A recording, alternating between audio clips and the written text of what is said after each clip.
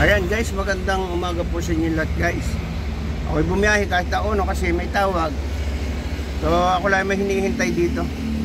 Kasi nadaanan ko yung ayan o, yung mag-asawa. Hindi ko alam kung may anak. Ayan siya o. Ayan. Kasi may pagkain ako dito.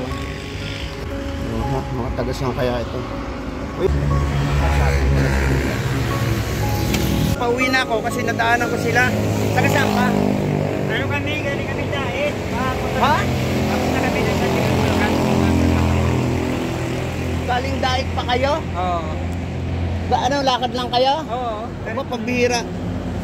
Ayan mga katribo, ito yung kanilang ginawang bahay. Ginawa ko lang sa may atimunan kasi yung stroller nasira na. May anak ka? May mga anak ako sa una kong asawa. Oh, hindi, wala kang dalang bata dyan. Wala po na. Wala. Ayan mga katribo, nakakaawa naman. Itabi mo nga kuya. Itabi mo. Ayan, nilagyan pa niya ng mga pangalan yung ano niya. Yung karito niya. Saan mo ginawa yan?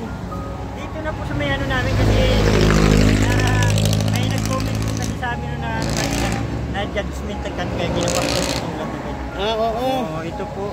Ayan. Ay, may dala kayong mga pagkain. Bigas lang. Yes lang po pinili. Oo. Halimbawa naman kayo napatigil, nakakapagluto naman kayo. Ayun pala naman eh. Ay, saan ang punta niyo sana ngayon? Yan na muna po kami makikiusap. Oo. Ayan. Ari guys, ay isa lang sa ating mga kababayan na nakikipagsapalaran sa kalye.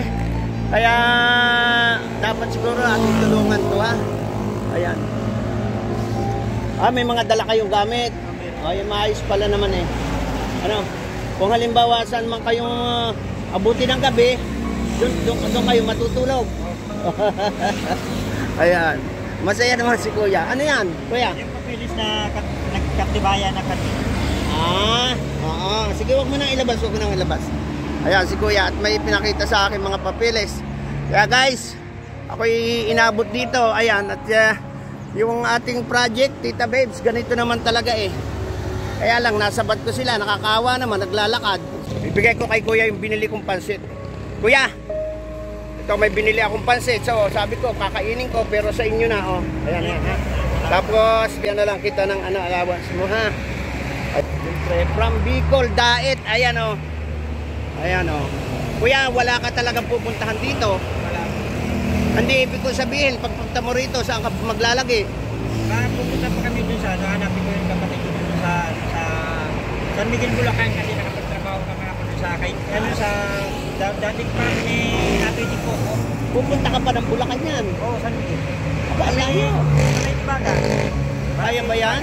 Kaya ba yan? Kaya po tayo. Ilang araw mong yabehin yan?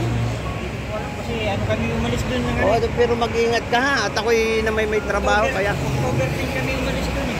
Sa Bicol? Oo, sa Daet. Ay, grabe, ang layo. October 10 siguro mga 21 days. Puro lakad. Sabagay, wala namang naman sa inyo. Maayos naman, no? Oo. O yan, kaya nakakaawa naman sila, guys. Kaya bibigyan ko na lang sila ng kuya. Pero may pera naman kayo. Wala na nga po kami ngayon, kaya binibigay lang. Kasama natin rider. Sige. Tulong po sa atin. Kuya ha, at ako na may wala pang gaano rikita. Ito, malaking tulong na yan sa inyo ha. At binigyan ko sila ng allowance kung sakaling maubos na yung bigas nila. Kasi yung bigas nila guys, kakaunti na. Ayan o. Tapos ang ulam nila, sardinas. O, ayun na lang yung bigas nila o.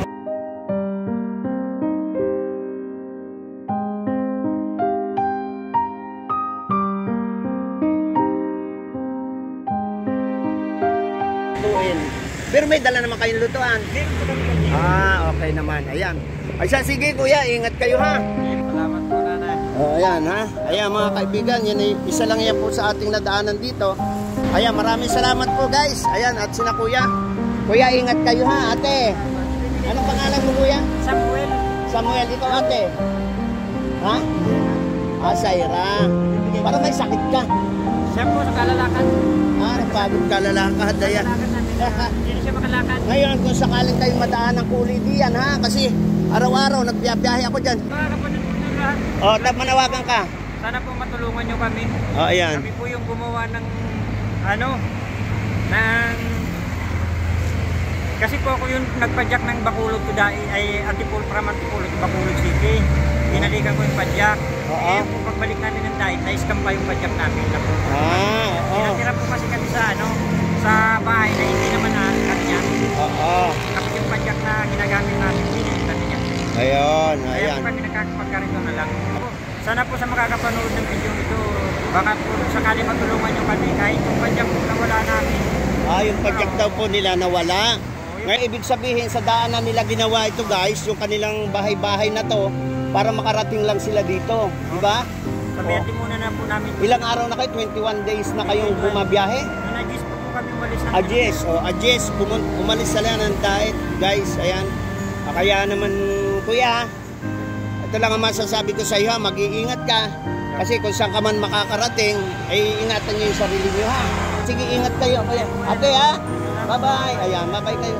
Maraming salamat po sa lalo na po sa mga viewers makakapanood po dito. Sana po matulungan niyo. Ayan ha. Thank you.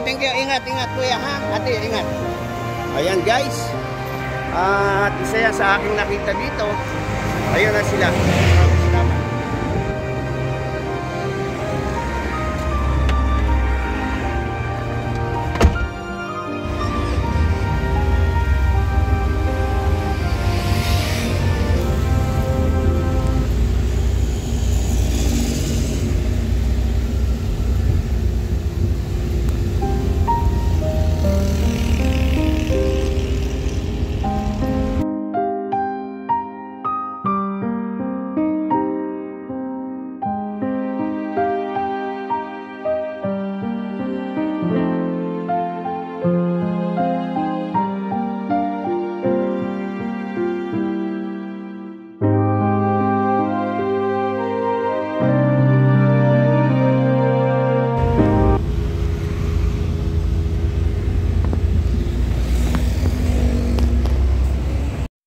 Ayan, magandang umaga po sa inyo lahat guys.